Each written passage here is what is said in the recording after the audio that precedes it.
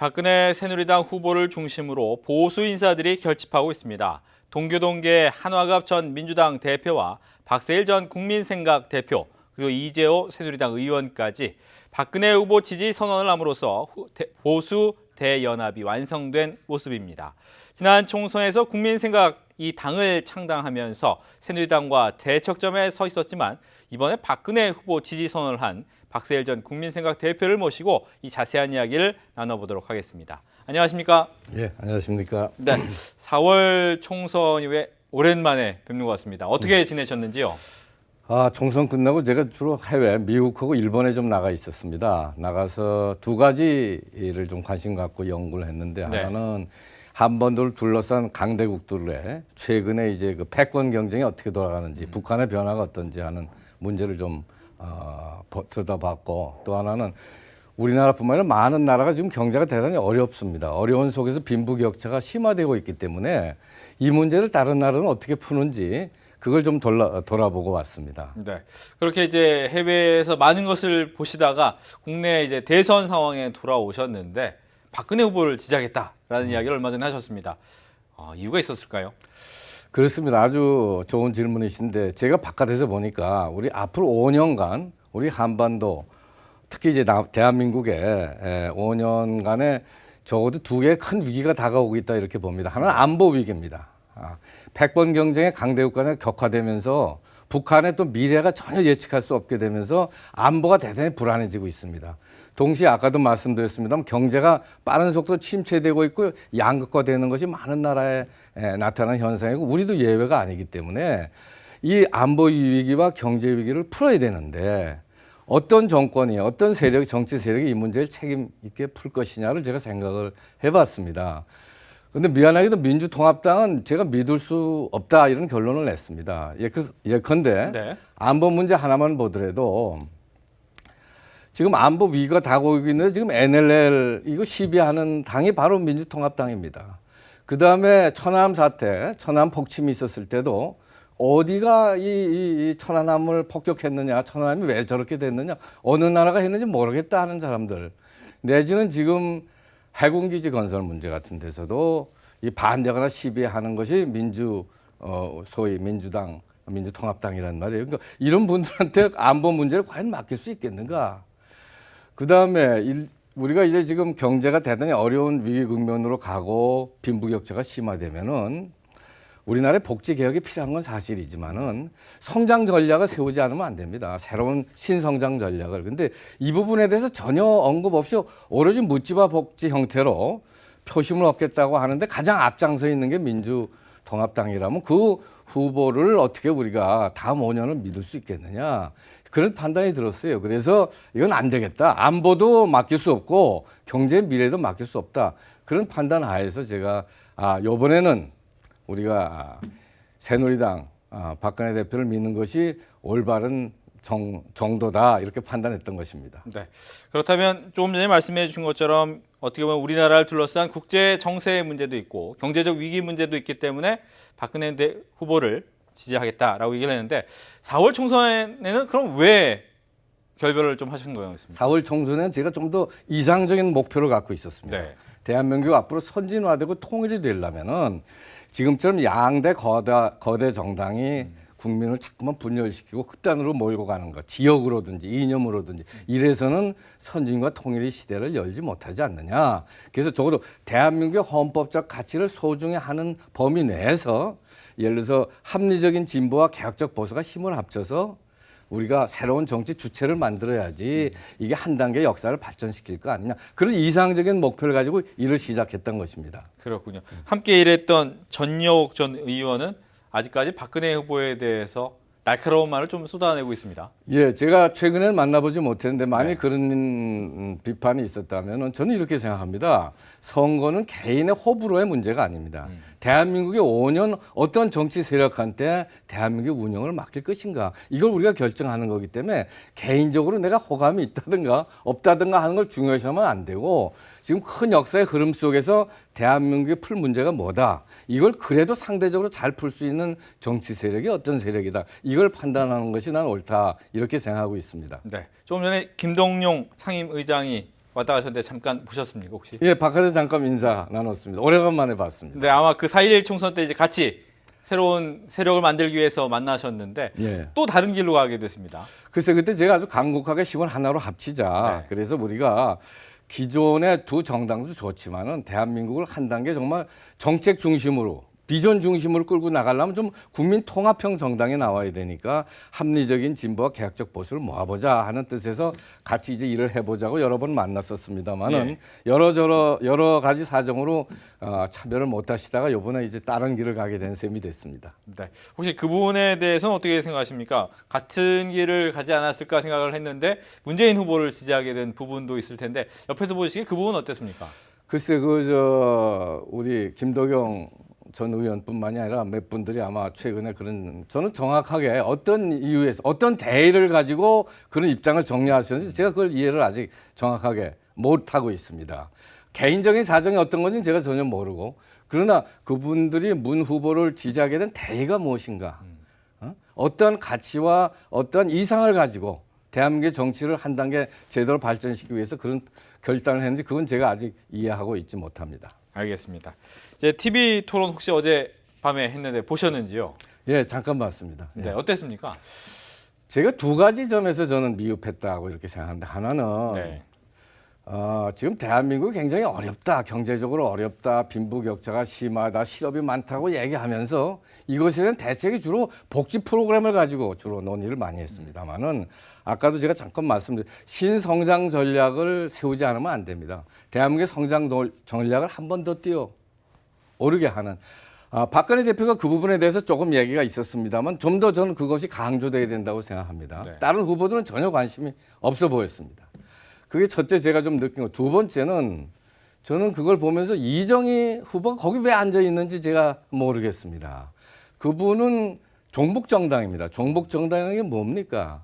대한민국을 부정하고 북한의 대변인 역할을 북한 정권의 역할을 하는 종북정당의 대표가 거기 앉아 있는데 그분이 돌출 발언이나 극좌적인 발언이 많아가지고 이 아주 생산적이고 합리적인 정책 토론이 진행이 안 되는 거예요. 제가 보기에. 그게 두 번째 큰 문제인데 제가 그걸 가만히 보면서 야, 이정희 후보가 왜 거기 앉아 있을까 하고 가만히 생각해 보니까 이정희 후보를 거기 앉힌 분은 누구냐면 바로 그 옆에는 문재인 후보입니다.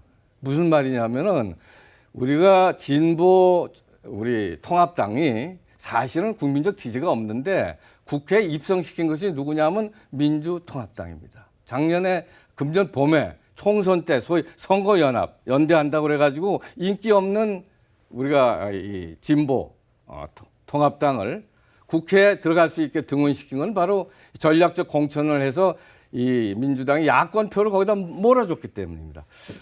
그래서 이 두 사람은 이정희 후보를 만들어준 건 문재인 후보. 그래서 둘이 토론할 때 보면 비교적 둘은 상당히 서로 상당히 양해하고 아주 친하게 얘기하는 것 같았어요. 저는 이게 큰 문제다. 그래서 저는 민주통합당도 정체성을 확실히 해야 됩니다. 네. 물론 그 안에도 종북적인 의원들이 좀 있지만은 종북 정당을 거기다 앉혀놓고 그 대통령 후보 연설까지 시킨다고 하는 건 난 옳지 않다. 그래서 민주통합당이 진보 정당은 진보 정당으로 진보 보수 이게 대한민국 헌법 안에서의 진보 보수죠. 대한민국 헌법의 가치를 소중하는 범위 내에서 진보 보수 중도인데 대한민국 헌법, 대한민국을 부정하는 그런 바깥에 한 다리를 놓고 진보 얘기하면 안 됩니다. 제가 볼 때. 그래서 저는 어제 그걸 보면서 왜 이 중요한 시점에 우리나라가 풀어야 될 엄청난 많은 문제를 앞에 두고 대통령 후보들이 논의하는데 왜 이게 제대로 된 정책이 안 되는가? 바로 내가 볼 땐 이정희 후보 때문이고 이정희 후보를 그 자리에 앉혀놓은 건 바로 문재인 후보 당이고 이래서 이게 대한민국의 미래로 나가는데 선진화하고 통일하는데 큰 장애가 되는 거 아닌가 하는 걸 제가 아주 느끼고 아마 저와 같이 안타까워하는 분들이 많았으리라 이렇게 생각합니다. 네.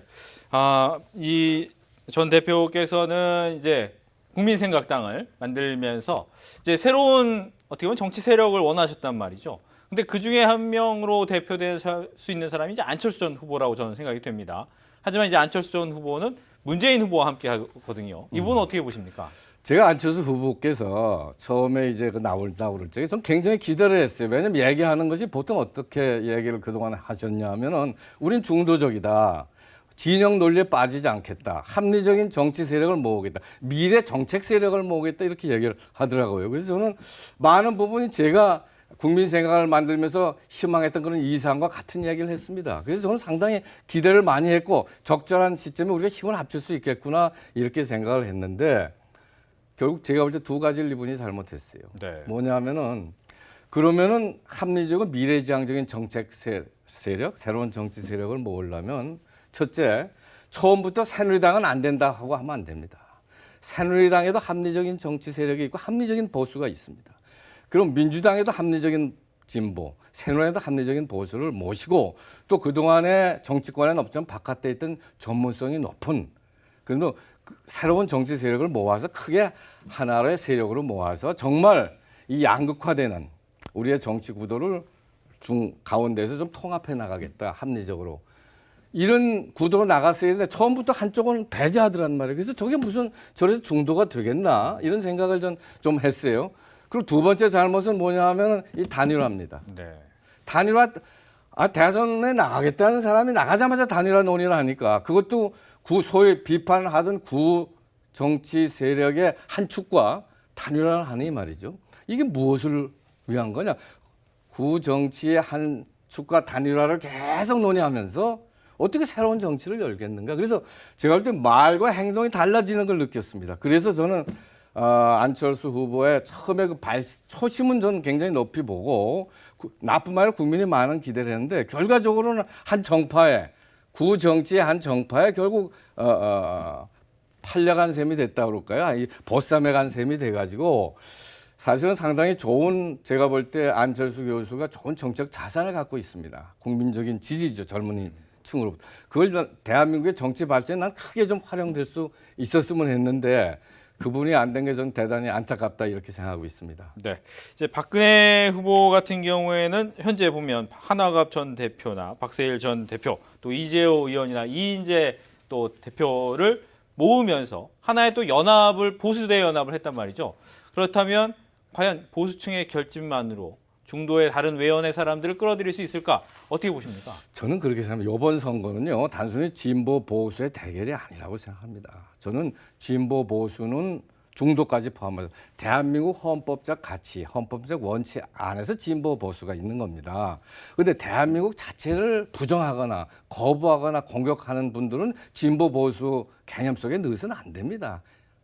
그렇죠. 그건 반체제죠, 기본적으로. 그렇죠. 그게 이제 종북입니다, 제가 보기엔. 그래서 저는 요번은 진보 보수의 싸움이 아니라 대한민국의 역사를 지키고 대한민국의 역사에 대해 자부심을 느끼고 부족한 점이 있지만 크게 봐서 성공한 역사를 보고 대한민국의 헌법적 가치인 자유민주주의 시장경제를 지키고 발전시키려는 세력과 그것을 전반적으로 거부하고 부정하고 회의하는 세력 이 세력 간의 이 좀 구도로 점점 시간이 갈수록 그렇게 잡혀가는 거 아니겠는가. 저렇게 그렇게 보기 때문에 예를 들어서 대한민국이 부족하지만 그래서 이만큼 성공한 나라고 대한민국 헌법적 가치는 우리가 계속 발전시켜 나가야 되겠다. 믿는 분들을 한 축으로 하는 세력이 지금 박근혜 대표 중심으로 모인다고 저는 그렇게 보고 있는 겁니다. 단순히 보수의 모임이 아니라 대한민국 세력이 모이는 거고 하나는 대한민국에 대해서 회의하고 공격하고 남쪽 정부라고 하는 세력하고 그렇지 않은 세력하고 모이는 게 아니겠느냐. 결과적으로 그렇게 저는 보고 있습니다. 네.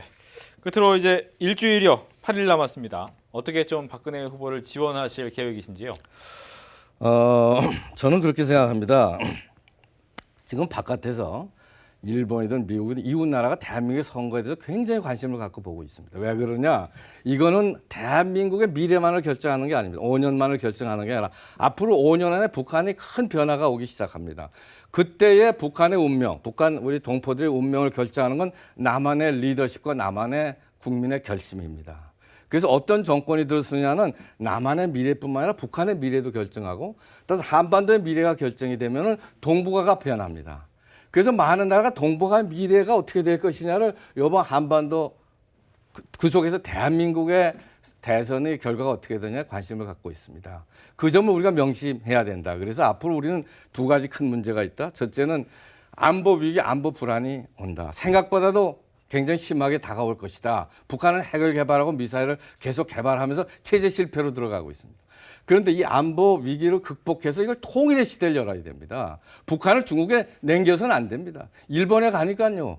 지금 북한이 중국에 반쯤 넘어갔다가 보는 사람들이 많습니다.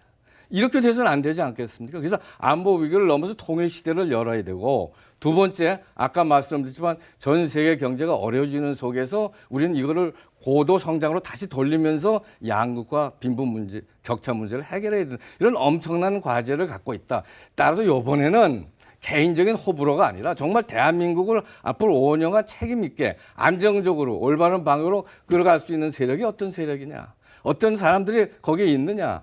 그 사람들의 철학과 원칙과 가치가 뭐야? 이걸 가지고 국민들이 판단해 주십사 하는 걸 제가 강조하고 싶고 그런 말씀을 좀 많이 드리면서 국민들이 올바른 판단을 하도록 하는데 도움이 되도록 하는 게 제가 할 수 있는 역할이다. 저는 그렇게 생각하고 있습니다. 알겠습니다. 지금까지 새누리당 박근혜 후보 지지를 선언한 한반도 선진화재단 박세일 이사장과 이야기를 나눠봤습니다. 오늘 말씀 고맙습니다. 네, 감사합니다.